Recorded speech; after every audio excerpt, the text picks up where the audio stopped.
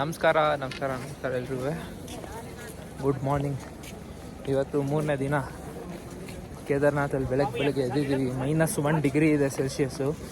Full ಹಿಮ ಕಟ್ಟಿದೆ, ಬಾಯ್ ಬಿಡೋಕ್ಕಾಗ್ತಾಯಿಲ್ಲ. ಕೈಯೆಲ್ಲ ಫುಲ್ಲು ಗ್ಲೌಸ್ ಹಾಕೊಂಡಿದ್ದೀವಿ, ಅಷ್ಟು ಚಳಿ ಇದೆ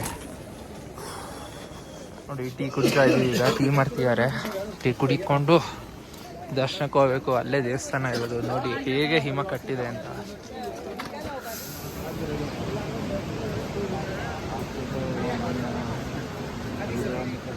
ರಶ್ ಸಿಕ್ಕಾಪಟ್ಟೆ ಇದೆ. ಆ್ಯಕ್ಚುಲಿ ನಾವು 4:15 ಬರಬೇಕಿತ್ತು. ದಬಾಕೊಬಿಟ್ಟಿದ್ವಿ ಮಳೆ ಅಂತ ಅಂದ್ಕೊಂಡು. ಮಳೆ ಏನಿರಲಿಲ್ಲ, ಬಟ್ ಆದರೂ ಸೌಂಡು ಜರಿದು ಕೇಳ್ಕೊಂಡು ಮಳೆ ಅಂದ್ಕೊಂಡ್ವಿ. 5:15 ಬಂದಿದ್ದೀವಿ. ಬೆಳಕು ಮಾತ್ರ ಸಕ್ಕತ್ತಾಗಿದೆ. ಇದು ಕ್ಯೂ ಲೈನು, ಒಂದು 3 hours ಹಿಡಿಬೋದು ದರ್ಶನ ಆಗೋಕ್ಕೆ. ಕೇದಾರ್ನಾಥ್ ದೇವಸ್ಥಾನ. ನಾವಿವಾಗ ಸ್ಪೆಷಲ್ ದರ್ಶನ್ಗೆ ಯಾರನ್ನೂ ಬೇಡ್ಕೊಂಡು 1500 ರೂಪಾಯಿ ಮಾತಾಡಿದ್ದೀವಿ. 2:30, 3:30ವರೆಗೂ ಹೋಗ್ತಾರೆ ಒಬ್ಬೊಬ್ಬರಿಗೆ. ಹೆಂಗೋ ಮಾತಾಡ್ಕೊಂಡು 1500 ರೂಪಾಯಿ ಹೋಗಬೇಕು ಅಂತ ಅಂದ್ಕೊಂಡಿದ್ದೀವಿ. ಇವಾಗ ಒಳಗೆ ಹೋಗ್ತೀವಿ. ಈಗ ಹರ ಹರ ಮಹಾದೇವ್. ಸಿಕ್ಕಾಪಟ್ಟೆ ರಶ್ ಇದೆ. ನಾವು ಇನ್ನೂ ಕ್ಯೂವಲ್ಲಿ ನಿಂತಿದ್ದೀವಿ.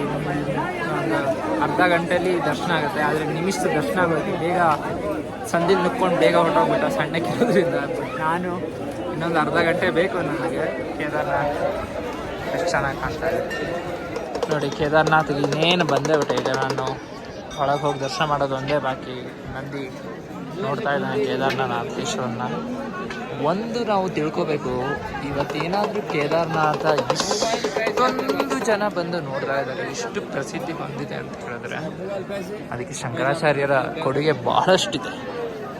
ಶಂಕರಾಚಾರ್ಯರ ಕೊಡುಗೆ ಎಷ್ಟಿದೆ ಅಂತ ಹೇಳಿದ್ರೆ, ಇದರ ಉಳಿವಿಕೆಗೆ ಅವರು ಕೆಲಸ ಮಾಡಿದಂಥವ್ರು. ಅದಕ್ಕೋಸ್ಕರ ಅವರ ಮಹಾಸಮಾಧಿ ಇದರ ದೇವಸ್ಥಾನದ ಹಿಂಭಾಗದಲ್ಲಿಯೇ ಇದೆ. ಅದನ್ನು ನಾನು ನಿಮಗೆ ತೋರಿಸ್ತೀನಿ ಇದಾದಮೇಲೆ. ನಾನಾಗಲೇ ಹೇಳ್ದಂಗೆ ಇವತ್ತೇನಾದರೂ ಕೇದಾರ್ನಾಥಕ್ಕೆ ಇಷ್ಟೊಂದು 1000 ಜನ ಬರ್ತಿದ್ದಾರೆ ಅಂದರೆ ಅದಕ್ಕೆ ಮೂಲ ಕಾರಣ ಶಂಕರಾಚಾರ್ಯರ ಉಪದೇಶಗಳು, ತತ್ವಗಳು. ಇನ್ನೊಂದು ಕೇದಾರ್ನಾಥದ ಇನ್ನೊಂದು ವಿಶೇಷತೆ, ಪಾಂಡವರು 18 ದಿನಗಳ ಯುದ್ಧ ಮಾಡಿ ಗೆದ್ದಾದ ನಂತರದಲ್ಲಿ ಕೇದಾರ್ನಾಥಕ್ಕೆ ಬರ್ತಾರೆ.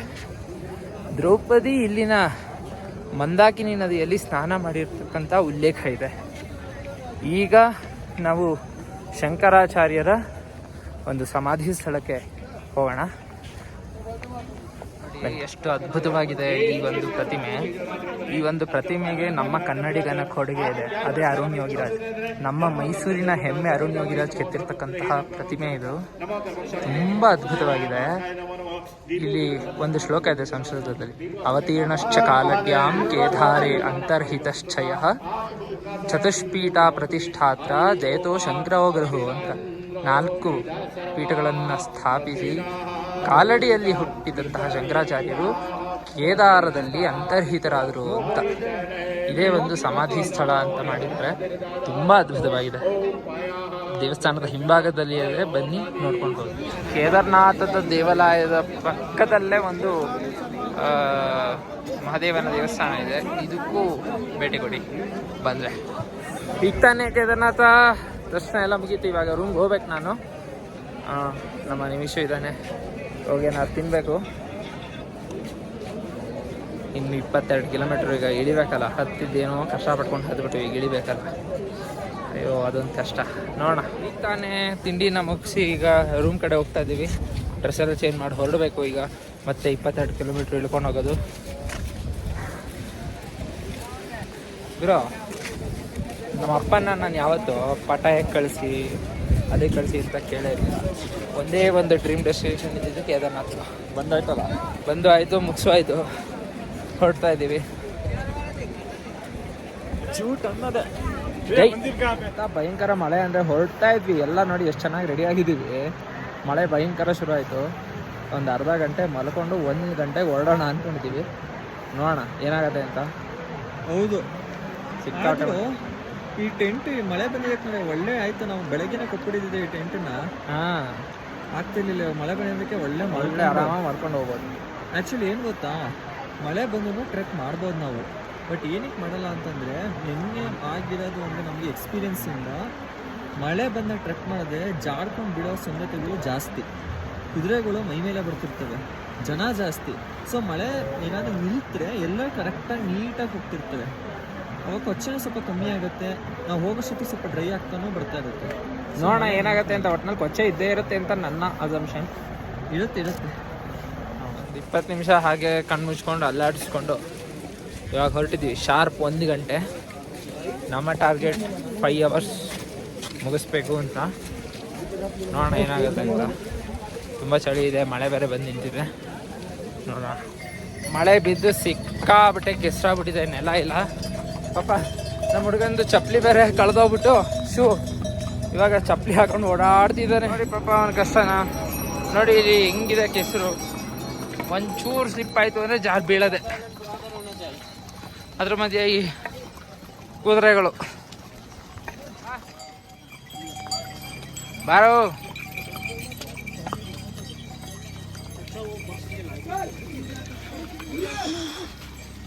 ಈಗಷ್ಟೇ 10 ಕಿಲೋಮೀಟ್ರ್ ಮುಗಿಸಿ ಅರ್ಧ ಟ್ರೆಕ್ಕಿಂಗ್ನ ನಾವು ಕೆಳಗಿಳಿಯುವಾಗ ಮುಗಿಸಿದ್ದೀವಿ. ಇನ್ನು ಒಂದು 12 ಕಿಲೋಮೀಟ್ರ್ ಇದೆ. 3 ಅವರ್ಸಲ್ಲಿ ಮುಗಿಸ್ಬಿಡ್ಬೇಕು.